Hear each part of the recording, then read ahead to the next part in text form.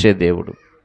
నిన్ను నన్ను మేలుల చేత తృప్తిపరిచే దేవుడు. ఆశ కలిగిన ప్రాణాన్ని తృప్తిపరిచే దేవుడు. వాక్యం వింటున్న సహోదరి సహోదరులారా, ఎన్నో సంవత్సరాలు బట్టి, ఎన్నో దినాల నుంచి మీరు అనుకున్నది సాధించలేక, మీరు అనుకున్నది రీచ్ అవ్వలేక, మీరు అనుకున్నది మీకు పొందుకోలేక మీరు అసంతృప్తిగా ఉన్నారా? ఆశతో ఉన్నారా? నిరాశతో ఉన్నారా?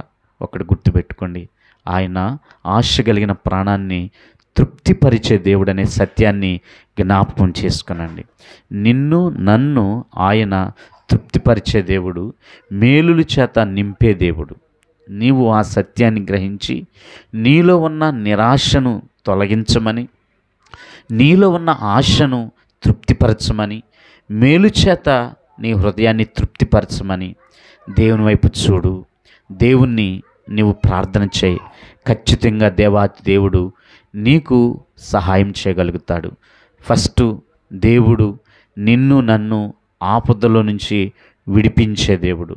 రెండవదిగా, దేవుడు నిన్ను నన్ను తృప్తితో నింపే దేవుడు. మూడవదిగా, మేలుల చేత నింపే దేవుడు. ఈ మాటలు ఆలకిస్తున్న ప్రియ దేవుని బిడ్డ, ప్రియ సహోదరి సహోదరుడా, జ్ఞాపకం చేసుకో. నువ్వు ఏ ఆపదలో ఉన్నా, ఏ కష్టములో ఉన్నా, ఏ బలహీనతలో ఉన్నా, ఏ ఇబ్బందిలో ఉన్నా, ఒక్కసారి ఆ ఇబ్బందిని బట్టి దేవునికి మొర్రపెట్టి చూడు. దేవునికి ప్రార్థన చేసి చూడు. ఆయన యందు విశ్వాసం ఉంచి చూడు. నీవు ఒక్కసారి ప్రార్థన చేయగలిగితే దేవుడు నిన్ను ఆపదలోంచి విడిపిస్తాడు. రెండవదిగా, నిన్ను తృప్తిపరుస్తాడు. మూడవదిగా, మేలు చేత నింపుతాడు. సహోదరుడా సహోదరి, ప్రార్థన నిర్లక్ష్యం చేయకు. సహోదరుడా సహోదరి, నిరాశపడకు. నీ జీవితంలో నీ ఆశలను తృప్తిపరిచే దేవుడు ప్రభు అయిన యేసుక్రీస్తు గనుక నీవు ఆయన వైపు చూసి ఆయనకు ప్రార్థన చేయి. మేలుల చేత నిన్ను తృప్తిపరిచి నీలో ఉన్న నిరాశను తొలగించి నీ బంధకాల నుంచి దేవుడు నిన్ను విడిపించునుగాక. ఆమేన్. ప్రార్థన చేసుకుందాం. పరిశుద్ధుడా, మహోన్నతుడా, సర్వశక్తిమంతుడా, సర్వకృపానిధి, నీ పరిశుద్ధ ఉన్నతమైన నామానికి కృతజ్ఞత వందనాలు, స్తోత్రాలు నాయనా.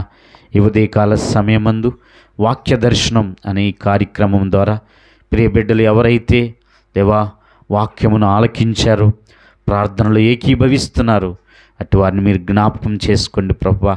దేవా, వాక్యం ఆలకిస్తున్న వారు ఏ బంధకాల్లో ఉన్నారు, ఏ కష్టములో ఉన్నారు, ఏ కన్నీటిలో ఉన్నారు, ఏ సమస్యలో ఉన్నారు, అయ్యా సమస్యల నుంచి బయటపడలేక ఒక బందీ గృహంలో ఉండిపోయినట్లుగా ఉండిపోయారు, అటు వారిని మీరు జ్ఞాపకం చేసుకోండి.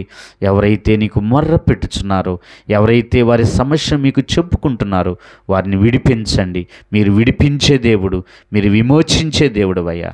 మీకు స్తోత్రాలు నాయనా. దేవా, ఇదిగో ప్రభా, ఇంకా ఎవరైతే ప్రభా ఆశ నిరాశల మధ్య కొనసాగుతున్నారో, అసంతృప్తికరమైన జీవితంతో ఉన్నారు, ఎవరైతే ప్రభా నిరాశాజనకంగా జీవిస్తున్నారో అట్టి వారిని మీరు దర్శించి, ఓ ప్రియ ప్రభా, వారి ఆశ కలిగిన ప్రాణమును తృప్తిపరిచి బలపరచమని విజ్ఞాపన చేస్తున్నాను. అయ్యా, మేలులు చూడలేక, దేవా ఉపకారములు చూడలేక ఎవరైతే వారి కష్టకాలంలో ఉండిపోయారో దేవా, వారి యొక్క కీడును తొలగించి, వారి శాపాన్ని తొలగించి, వారి జీవితానికి మేలుతో నింపి బలపరిచి తృప్తిపరచమని అడుగుతున్నామయ్యా.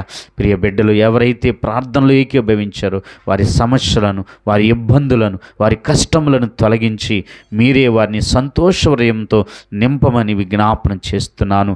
ప్రియ పరలోకపు తండ్రి, అనారోగ్య సమస్యల చేత, వ్యాధుల చేత, బలహీనతల చేత, ఆర్థిక ఇబ్బందుల చేత ఎవరైతే కుమిలిపోతున్నారో, ఎవరైతే వేదనకరమైన స్థితిని కలిగి ఉన్నారో అట్టి వారిని మీరు జ్ఞాపకం చేసుకుని దేవా పరిశుద్ధుడా, దేవా వారి యొక్క ప్రతి విధమైన కష్టకాలము నుంచి విడుదల దయచేసి మీరే మహిమ ఘనత ప్రభావాలు పొందుకొనమని యేసుక్రీస్తు ఉన్నతమైన నామములో అడుగుచున్నాము తండ్రి.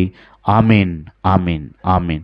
తండ్రి అయిన దేవుని ప్రేమ, కుమారుడైన యేసుక్రీస్తు కృప, పరిశుద్ధాత్మని యొక్క అన్యోన్య సహవాసం సన్నిధి వింటున్న బిడ్డలందరికీ, సకల పరిశుద్ధులకును తోడైండి నడిపించి దీవించునుగాక.